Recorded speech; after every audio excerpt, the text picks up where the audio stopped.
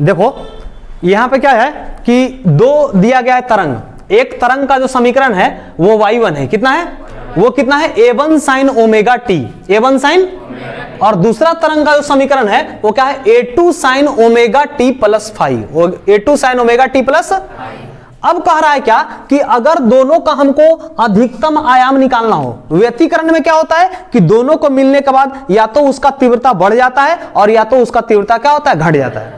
तो तीव्रता घटने के बाद कितना होगा या फिर तीव्रता बढ़ने के बाद कितना होगा, उसको निकालने का क्या है फार्मूला, ए रिजल्टेंट। कौन रिजल्टेंट, ए रिजल्टेंट बराबर फार्मूला क्या होता है under root a1 square under root plus a2 square plus 2a1 a2 cos five, जहां a1 क्या है, a1 है पहला वाला जो है दिया गया उसका आयाम, उसका क्या आयाम, a2 क्या है दूसरा वाला का आयाम, और 2a1 a2 cos फाइव ये तो आयाम हो गया, और cos फाइव क्या होता है, दोनों जो तरंग है वो दोनों के बीच में कोण, दोनों के बीच में कोण कितना डिग्री का बन रहा है।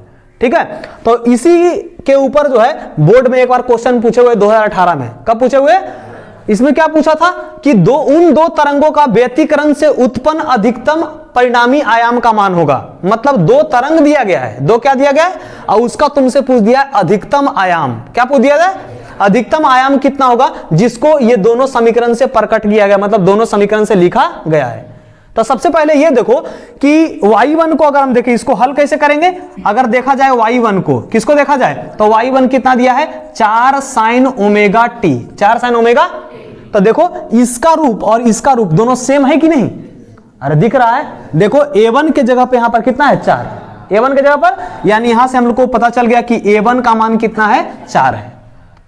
कोई दिक्कत, सेकेंड वाला समीकरण में क्या बोल रहा है y2, क्या बोल रहा है, और वो कितना है 3 cos ओमेगा टी, 3 cos कितना है। तो सबसे पहले देखो कि y2 का कंपेरिजन इसके साथ करो, क्या सेम है दोनों, नहीं सेम है। क्यों सेम नहीं है, क्योंकि देखो ये साइन में है और ये तुम्हारा क्या है कॉस में। तो हमेशा याद रखना कि साइन और कॉस के बीच में जो है वो कितना डिग्री का अंतर होता है, 90 डिग्री का, 90 डिग्री यानी π/2, कितना डिग्री का। दोनों का ग्राफ तुम लोग देखा भी होगा, एक जो है कहां शुरू होता है 0 से, साइन वाला कहां शुरू होता है और वो वाला कहां शुरू होता है 90 शुरू होता है, यानी दोनों के बीच में कितना का अंतर होता है 90 डिग्री का, 90 डिग्री का होता है। तो बताओ इसको भी हम लोग किस में बदलेंगे, साइन में, किस में बदलेंगे, तो बताओ इसको कैसे बदलेंगे, y2 क्या लिखेंगे, y2 बराबर 3 साइन, क्या लिखेंगे 3 साइन ओमेगा टी और प्लस कितना हो गया π/2, 3 साइन ओमेगा टी प्लस π/2। कोई दिक्कत है यहां तक, तो बताओ यहां से तुम लोग को पता चल रहा है a2 का मान तुम लोग बताएगा, a2 का मान कितना, a2 का मान कितना 3। देखो यहां से कंपेरिजन करो, a2 sine omega T plus 5 है या नहीं, तो बताओ a2 का वैल्यू कितना है, a2 का वैल्यू 3 कितना है, और कह रहा है क्या फाई, क्या बोल रहा है, बताओ फाई का वैल्यू कितना π/2, π/2 यानी कितना डिग्री 90 डिग्री, कितना डिग्री। तो यहां से आ गया फाई का जो वैल्यू हो गया वो कितना हो गया π/2। कोई परेशानी। अब बोला है क्या कि उत्पन्न अधिकतम परिणामी आयाम, उत्पन्न अधिकतम परिणामी आयाम। तो बताओ अधिकतम परिणामी आयाम जो होता है उसको क्या करते हैं, ए रिजल्टेंट से करते हैं। एक किससे करते हैं, इसका फार्मूला क्या होता है अंडर रूट, क्या होता है a1 square plus a2 square plus 2a1 a2 cos 5।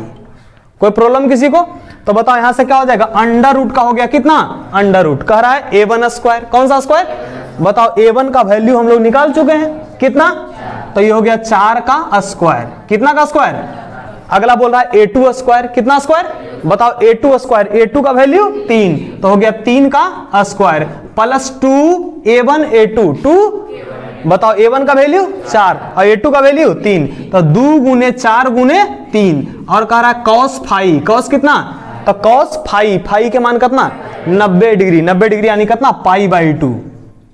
अरे कोई दिक्कत है यहां तक। अब बताओ यहां से इसको निकालेंगे तो आ गया 4 का स्क्वायर कितना हो जाएगा 16 और 3 का स्क्वायर कितना हो गया 9, आई हो जाएगा कितना, ये देखो cos π/2 यानी cos 90, cos कितना, cos 90 का मान कितना होता है 0, कितना होता है, तो 0 में 3 के गुना करेंगे 0, 0 में 4 करेंगे कितना 0, और 0 में 2 करेंगे कितना 0, यानी टोटल को मिला के कितना बना दिया 0। समझ में आ रहा है क्या बोल रहे हैं, कोई दिक्कत है यहां तक, क्यों 0 हुआ समझ में आया, क्योंकि cos π/2, cos π/2 यानी cos 90 और cos 90 का मान कितना होता है 0 होता है, यानी प्लस कितना कर देंगे 0। किसी को कोई दिक्कत? तो ये हो गया कितना 16 और 9 कितना हो गया रूट 25, रूट कितना और 25 का वर्गमूल कितना होता है 5। यानी तुम्हारा ऑप्शन नंबर कौन सही है? बी ऑप्शन सही है। कोई दिक्कत इसमें? समझ में आया? चलो नोट करो।